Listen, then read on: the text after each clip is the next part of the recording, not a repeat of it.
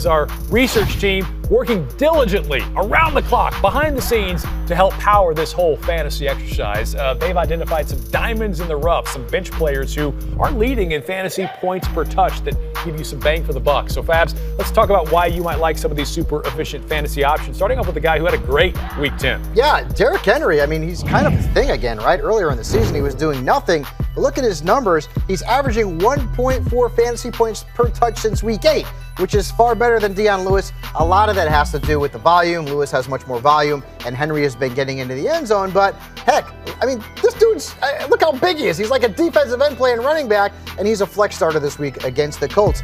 Then you move on to Courtland Sutton, who is now more in the good graces of fantasy fans because Demaryius Thomas is no longer in the mix there. He's averaged over 4 fantasy points per target since Week 7. He leads the Broncos with 18 air yards per target in that time as well. So Sutton, although the matchup isn't great this week, is a worthwhile flex starter. Yeah, the confidence that the coaches have shown in him, and I think, again, with the Demaryius Thomas trade, show that he can continue to be a bigger part of this offense moving forward. Yeah, let's move on to the tight end position and Ben Watson, who has scored 15-plus fantasy points in 3 of his last 4 games. Hey, he has been productive, guys, and we're expecting a high-scoring game between the Saints and the Eagles, and he's averaging right around 4 fantasy points per touch since Week 8.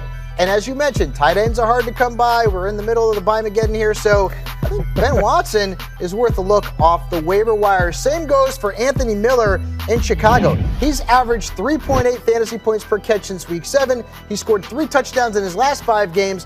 Taylor Gabriel, I mean, he sort of disappeared from the offense. It was Allen Robinson last week and a lot of Anthony Miller. And Miller is also a player who might be on the waiver wire in some leagues. And he's one of those rookies, too, and as he continues to develop that rapport with Trubisky, you could see more points down the road.